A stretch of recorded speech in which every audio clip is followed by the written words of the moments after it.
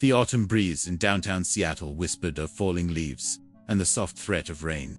James Whitaker, 64, sat at a small table outside the Emerald Brew, watching the city hum, with its usual evening pulse commuters weaving through the streets, early diners settling in. As the head of Whitaker Enterprises, he was used to the grind of corporate life. But these stolen moments between meetings felt like a quiet rebellion against his schedule. His half-eaten chicken fettuccine sat cooling on the plate, his appetite dulled by too many late-night deals and the weight of loss that still crept up on him. 3 years had passed since his wife Ellen died, and though time had smoothed the raw edges of grief, eating alone still felt hollow. James glanced at his wrist, where a classic Patek Philippe Alone's gift for their 30th anniversary ticked. His next board meeting wasn't until morning, and the thought of his sterile hotel room held no appeal. He lingered, finding solace in the rhythm of the city around him. A young woman approached the cafe's outdoor seating, her steps cautious, as if balancing something fragile. She cradled a baby against her shoulder, swaddled in a faded but carefully stitched blanket. Her dark hair was tied back in a loose bun, and her clothes, though neat, bore the faint wear of hardship. James noticed her pause at the edge of the patio, her eyes scanning the tables with a mix of resolve and uncertainty.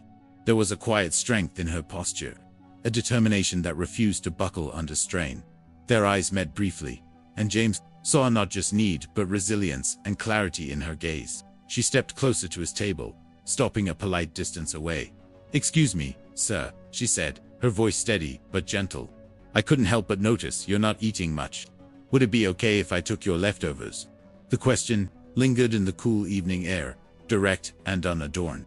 James had been asked for spare change countless times, but this was different. No pretense, no agenda, just raw honesty.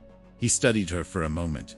She looked no older than 27, with the kind of tired eyes that come from sleepless nights with a newborn. The baby stirred, letting out a soft coo, tiny hands peeking from the blanket. "Of course," James said, sliding his chair back. "Why don't you sit? I'm done here." She hesitated, clutching the baby a little tighter. "I don't want to disturb you." "You're not," he replied warmly. "Please, take a seat." She eased into the chair across from him, settling the baby with a practiced grace. "I'm James," he said, waving over a waiter. "I'm Laura," she responded, glancing down at the infant. "This is Emma." James ordered a fresh plate of fettuccine, some garlic bread, and a chamomile tea. "The food's good here," he said to Laura. "You shouldn't have to make do with scraps." Her eyes glistened, but she quickly blinked back the emotion. "You don't have to do this," she said softly. "I know," James replied, "but I'd like to, if that's okay." As they waited for her meal, Laura shared fragments of her story. She'd moved to Seattle 8 months ago, escaping a toxic relationship. She'd found part-time work at a coffee shop, but the hours were erratic, and daycare costs ate up most of her earnings. A month ago, the shop had shut down without warning, leaving her scrambling. "I'm staying at a shelter for now," she said, gently rocking Emma.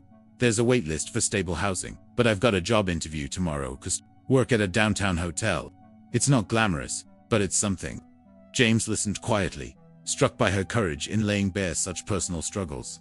He thought of his son, Michael, now 38, and living in San Francisco with his own family. What if Michael had ever faced such odds?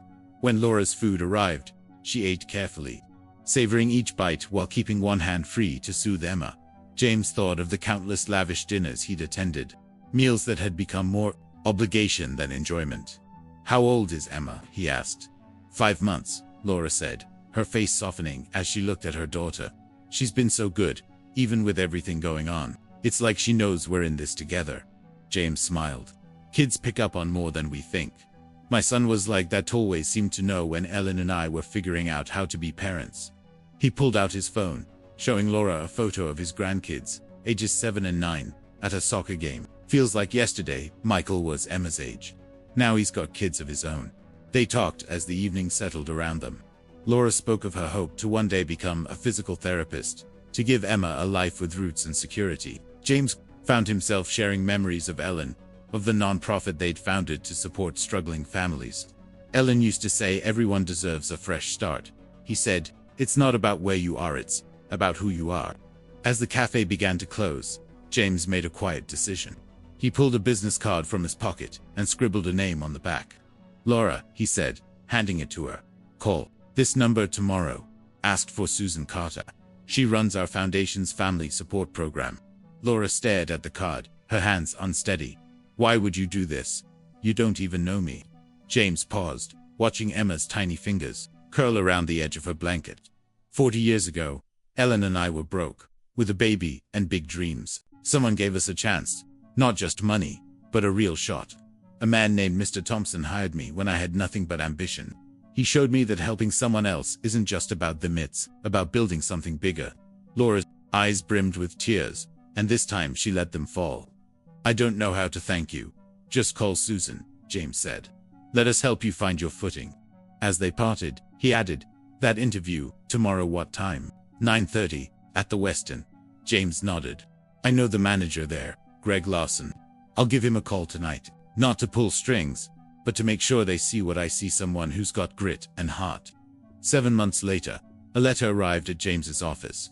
Laura had landed the hotel job and, with the foundation's help, had moved into a modest apartment near Emma's daycare. She was taking night classes toward her physical therapy certification, and included a photo of Emma, now crawling and beaming at the camera. Mr. Whitaker, the letter read, I think about that night all the time. You showed me that asking for help doesn't make you less, and accepting kindness doesn't mean you're weak. You reminded me that there are people who see strangers as neighbors. I hope one day I can give someone else what you gave me, not just the help, but the belief that we're all in this together. James tucked the letter into his desk beside a photo of Ellen. That evening at the cafe had shifted something in him, a reminder that connection could spark in the simplest moments. He called Michael that night. Your mom always said everyone deserves a second chance, he told him. But I think she'd say something else. Truth, that giving someone a chance can be your own second chance. Looking out at Seattle's twinkling skyline, James felt the weight of that truth. A young mother's quiet bravery, an old man's reflection on his own past, and a single act of kindness had woven them together. The evening air still carried the scent of autumn, but now it held something more, the echo of a moment that proved no one is ever truly alone when kindness bridges the gap.